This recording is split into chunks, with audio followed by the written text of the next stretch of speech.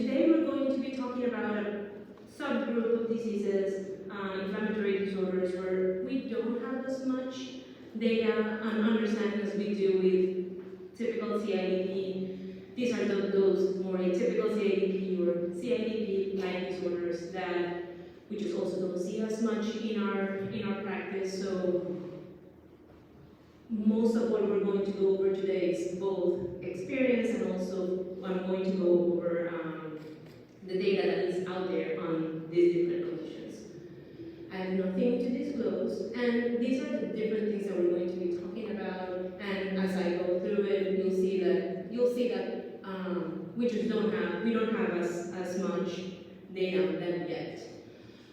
So the first one that we're going to talk about is the multifocal CIDP, also known as MATSAM. And as we know, this is an atypical type of CIDP, presents differently, presents asymmetric upper extremity phenomenon, some bulbar involvement, and from my experience and from what's being described, the main common, you're going to see here the same common finding in most of these disorders, that nerve enlargement. And most of the ones that I'm going to go talk today about are going to show this multifocal enlargement, not too much of the diffuse enlargement. And with MATSAM, there are descriptions of enlarged nerves at conduction blocks, but also we have, and you'll see in the cases that will present, enlargement at areas that there was no conduction block. There are reports of patients where the enlargement normalizes as the patient gets better, but also of enlargements that persist after both clinical and electrophysiologic improvement. And is that potentially due to just attempts at remyelination and not necessarily inflammation anymore? And Craig told us about the UPSS scores. For MATSAM, the UPSS scores tend to be lower than typical CIDP, but much higher than controls and MMN. This is one patient that we had in clinic. So this was a 57-year-old man with progressive wrist drop, finger drop, radial neuropathy, both motor and sensory. Later developed more ulnar symptoms in the right arm, had some mild symptoms in the left arm, and very mild paresthesia in the lower extremities. And you'll see most of these ultrasounds that I'm going to show you are just complementary to the nerve conduction studies. You will never use them in isolation. And you can see here, and our pointer unfortunately doesn't work. You can see there I'm marking the nerves that per the normal values that I used showed enlarged. So we have the right ulnar at the forearm, the right ulnar at the upper arm, and the radial nerve wasn't abnormal from the absolute values, but it was asymmetric when compared to the left side. So he had both a radial neuropathy and an ulnar neuropathy, and it did show those nerves being enlarged. And you can, I'm just marking there in the nerve conduction study that that ultrasound did correlate with the two nerves that showed demyelination. I didn't get conduction block in those nerves, and it also showed enlargement at that radial nerve where we did get a conduction block. So complementary, I probably would have diagnosed him without issues with just a nerve conduction study, but getting that baseline ultrasound was helpful. As he's getting treated, we've been monitoring all those ultrasound findings. Then the next one is MMN. So this is a much rarer subtype of CIDP or motor CIDP, also now the new nomenclature. The data shows both, and remember what Craig said, a lot of the findings, the best nerves to find enlargement are median and ulnar at the upper arm at the level of the mid-humerus, and there are reports of that median enlargement, but also there are reports of median at the forearm, the sterile nerve at the ankle, the tibial nerve at the ankle as well. UPSS tends to be lower than the more typical CIDPs, but larger than the controls. And remember that sum score that Craig told us about, A, B, and C, with A being your sensory motor larger nerves, B you have roots and some cranial nerves, and then C you have mostly your sensory nerves. There is some reports of enlargement in the radial plexus. We all know that MMN likes to affect the radial nerve more commonly, but there are not that many reports on radial nerve enlargement, and I don't think I've also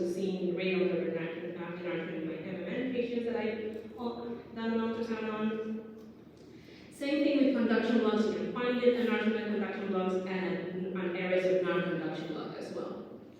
This is a case that we had also in clinic. So this was a 50-year-old man with progressive ulnar weakness. He mostly first started with having weakness of his ADM, then his FDI, no sensory complaints. Really didn't have much of radial involvement. The next nerve that was mostly affected was his median nerve. And here you see that his main nerves that were enlarged were the right median and the biceps, and that the upper arm, which was asymptomatic on that side, and then the right ulnar nerve across the forearm, that was the main symptomatic nerve. And when we compared that with the ultrasound, again, another one in which the ultrasound probably, the EMG would have been probably enough, but again, good to have these baseline measurements. You see that the ulnar nerve was demyelinated, both at ADM and FDI. The median nerve, you see there, I didn't get demyelination, but I got enlargement up at the medial, at the mid-humerus. So maybe I should have done a more proximal stimulation on the right median nerve, and maybe I would have found demyelination then. For the distal CIDP subtype, though we know we mostly see these prolonged distal latencies, there's really not good evidence on this being a length-dependent process on ultrasound. So we see enlargement at both distal and proximal sites, entrapment and retractment sites. Every time I've done it on that, it's been very underwhelming. I haven't found a good pattern of enlargement, and I probably found mostly median neuropathy at the wrist. So in my experience, not too helpful for distal CIDP. Then for Kahneman, extremely rare, so we don't see this much in clinic. This is as a group of patients that we published with Craig and other colleagues, where we got these 11 patients with Kahneman. You know this is this chronic ataxic neuropathy when you have ophthalmoplegia and you have some M spikes.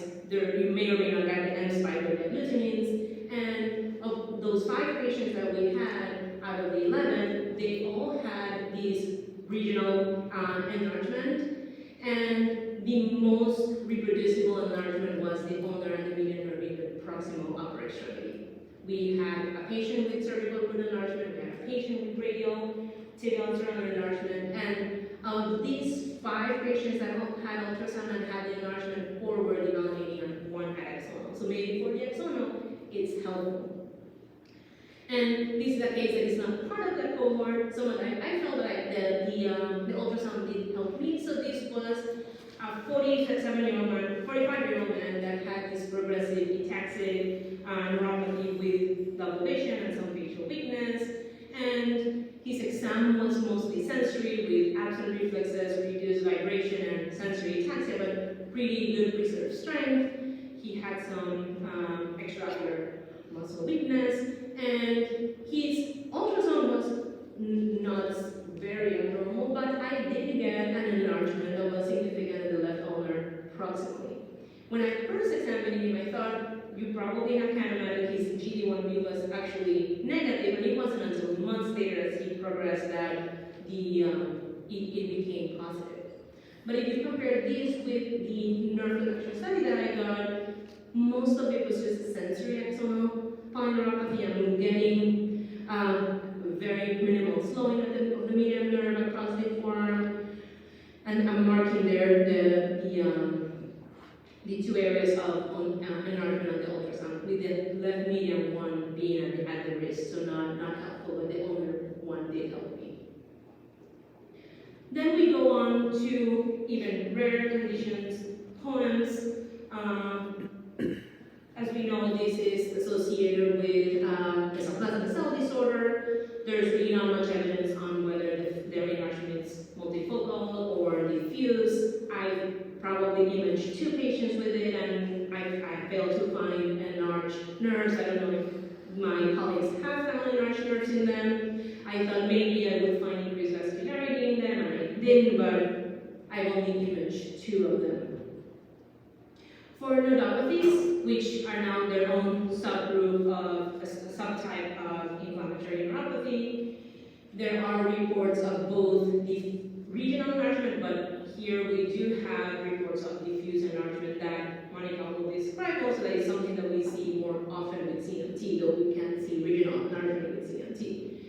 These, so the first paper with Garg, he had 3 patients and all had enlargement, of course, of some nerve. Most of them were, the most reproducible again was that median nerve.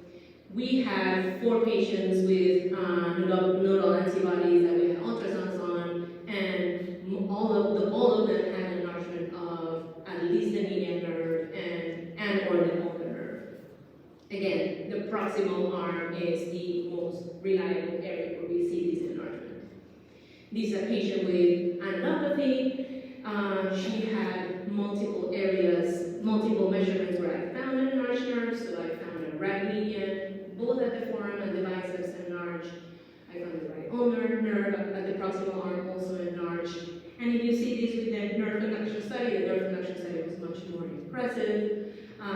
We had a more diffuse emanating picture, so maybe the ultrasound didn't add much to understanding her condition, but these just serves to show us that in neuropathies, the ulnar and median nerve tend to be enlarged proximally.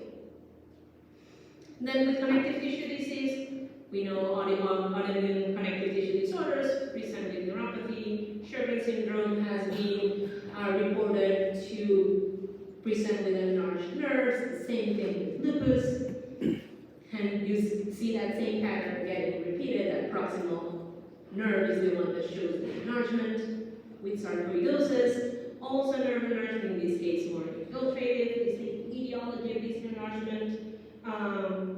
And there are reports of these enlargements getting better as the patient gets treated and starts improving. And finally, with amyloidosis, both reported, both for the light chain amyloidosis and the TTR amyloidosis reported on enlarged nerves, but we don't know how much how reproducible this is in these patients. I think I've imaged a couple of them, and I found enlargements at compressible sites, things that the nerve conduction study eventually was going to show them. And that's all for my part. Thank you very much.